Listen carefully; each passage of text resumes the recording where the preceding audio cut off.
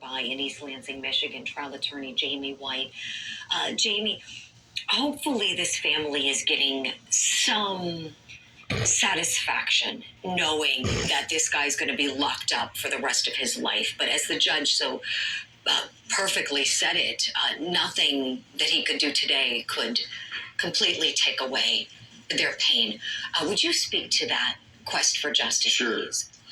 I certainly think that today brings some sense of closure to them. They're never going to have their family member back, but I thought the judge was extremely thoughtful when he spoke to them, not in the context of a therapist or a psychologist, but just sharing his experience in that, in order for them to move on as a family, they have to embrace what they had with their family member when she was here and remember her, as opposed to allowing anger to consume them associated with this young man, or if you want, I don't even want to call him a young man, a young monster, I suppose. Mm-hmm. Well said, Jamie. Thank you kindly for that. And it seems that everyone is gathering now in front of the podium. Let's listen in together.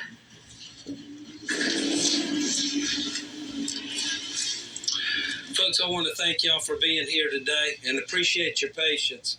Any of you that were in that courtroom today and listened to what was said in there know how difficult that was for the family. I mean, try to imagine what it would be like for you, for it to be your family, and you're there listening to what that judge was saying about what happened to your family member, your daughter, your brother, your sister, your niece, your granddaughter. The system is not kind to victims and their families. The process demands, as the judge said, constitutional rights and constitutional mandates, but sometimes the victims and their families get lost in that shuffle. But not here, and not today, and not in St. Johns County. I can tell you that having met the Bailey family, and I haven't spent as much time with them as Jennifer Dutton has, the lead prosecutor in this case.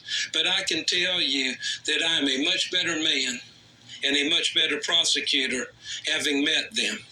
I just only hope that should I be faced with the tremendous trauma and grief of going through a loss like they did, that I could handle it with the dignity and grace that they have to this point. And again, let me remind you, try to put yourself in their shoes and how difficult this whole process has been. 22 months of court proceedings, 22 months of media coverage. And I'm not pointing fingers or blaming the media. We understand that this is a story that needs to be covered. But please try to be empathetic to these folks as we go through this process today.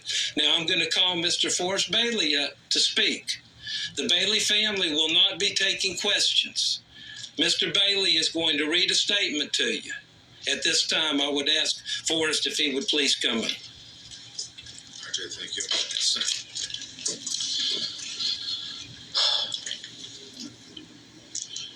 Good morning. My name is Forrest Bailey, and I am Tristan Tynes' father, and I will be speaking on behalf of my family. To start with, I would first like to thank God for the strength He has given us since Tristan was taken from us, the grace He has instilled within us to support each other as we grieve, and especially for the incredible love that we have seen from so many in the world. I would like to thank the Honorable Judge Smith for his consideration in deciding upon the life sentence verdict. While it can seem so easy to many people for this to be the verdict, it must be an extremely difficult determination for the judge to arrive at, given all the aspects he needs to consider. We are very appreciative of this outcome and feel that it is the right verdict, considering how heinous the crime is and Aiden's behaviors around it. In one of our initial meetings with R.J. Larissa from the State Attorney Office, we gave our word that we would wait until the criminal proceedings were complete so that we did not distract from justice being served. It is important that the case is